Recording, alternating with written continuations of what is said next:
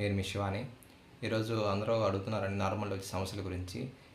మన నార్మల్‌లో వచ్చే ప్రధాన సమస్యలు వచ్చేసి ఫస్ట్ వన్ వచ్చేసి నార్మల్‌లో వేరుకుళ్ళు అంటే వేరు వ్యవస్థ సరిగ్గా వేరుకుళ్ళు గానీ, కాండం గానీ వచ్చే సమస్య ఉందండి. ఇది ఎప్పుడు వస్తుందంటే మన నార్మల్‌లో నీరు ఎక్కువ అధికంగా పెట్టినప్పుడు గానీ, తేమ బాగా ఎక్కువ ఉన్నప్పుడు గానీ, వర్షాలు బాగా ఎక్కువ పడినప్పుడు గానీ ఈ సమస్య వస్తుందండి.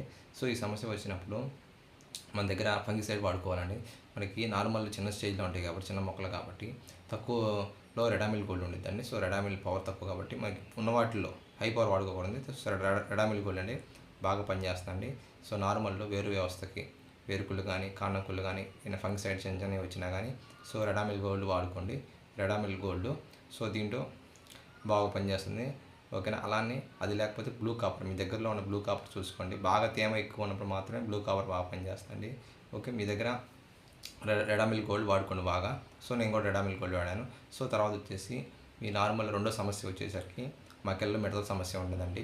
ఈ మకెల్లో ఎలా ఉంటాయి అంటే పైన కట్ చేస్తాయండి. అంటే ఈ లీవ్స్ మొత్తం బాగా కట్ చేసి సిజర్తో బాగా కట్ చేసినట్టు ఆకులు మొత్తం కట్ అవుతాయండి. దాన్ని కట్ వామ్స్ అంటారండి.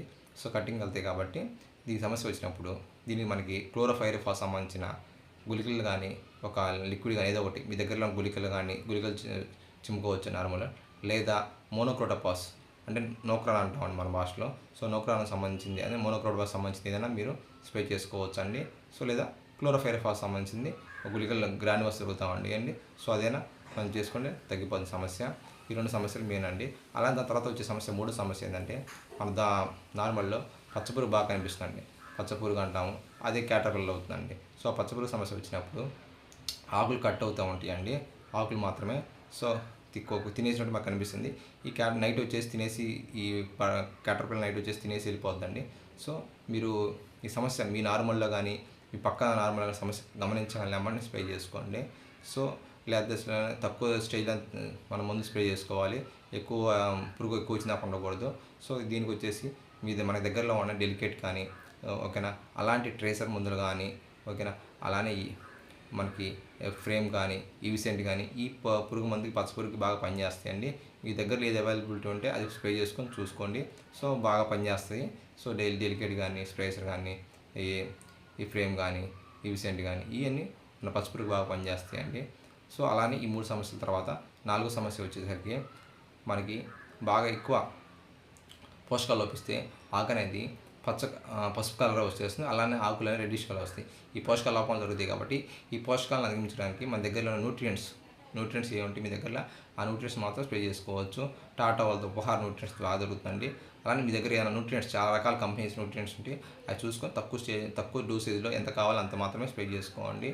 ఐదవది వచ్చేసి పెరుగుదల లోపిస్తుంది. ఈ పెరుగుదల లోపించినప్పుడు ఏం వాడాలి, ఏ స్ప్రే చేయాలి ఓకేనా. ఈ స్ప్రే చేయడానికి మీకు దగ్గరలో ఉన్న హ్యూమిక్ యాసిడ్ కానీ, మీకు పెరుగుదలకు సంబంధించిన హ్యూమిక్ యాసిడ్ కానీ ఇలాంటి మంచివి చూసుకొని మీ పెరుగుదలకు సంబంధించి వాడుకుంటే పెరుగుదల బాగా వస్తుందండి.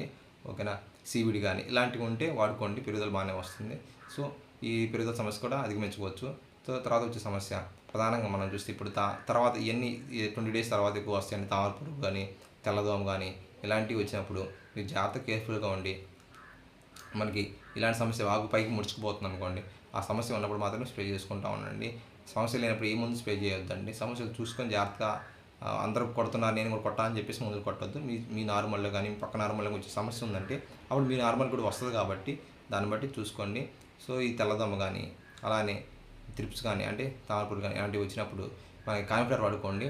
ఈ కాన్ఫ్లవర్ తక్కువ మొదల్లో వాడుకోండి, తగ్గిపోద్ది. ఒక్కొక్క కాన్ఫ్లవర్ వాడిన పని తగ్గలేదు అనుకోండి, పిప్రోన్ సంబంధించింది రీజెంట్ కానీ జంప్ కానీ వాడుకోండి. ఏదైనా ఒకటి మాత్రం కాన్ఫ్లవరా, రీజెంటా లేదా జంపా ఈ మూటిలో ఒకటే వాడుకోండి, తగ్గిపోదు.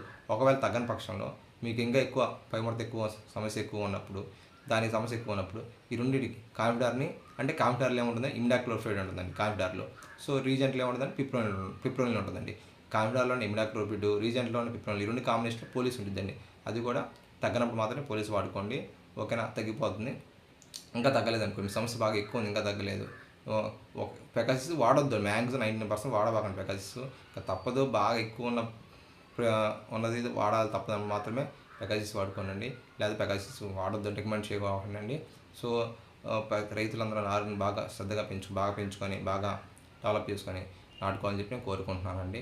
నార్మల్గా వచ్చే సమస్యలు ప్రతిరోజు గమనించుకోండి. ఏ సమస్యలు ఉండి ఏ మందులు కొట్టాలి, తగ్గ మందులు తెచ్చుకోండి, స్ప్రే చేసుకోండి. సో దాన్ని బట్టి మనం నారుని బాగా పెంచుకోవచ్చు. సో నా ఛానల్ని సబ్స్క్రైబ్ చేయండి, లైక్ చేయండి, షేర్ చేయండి. Thank you.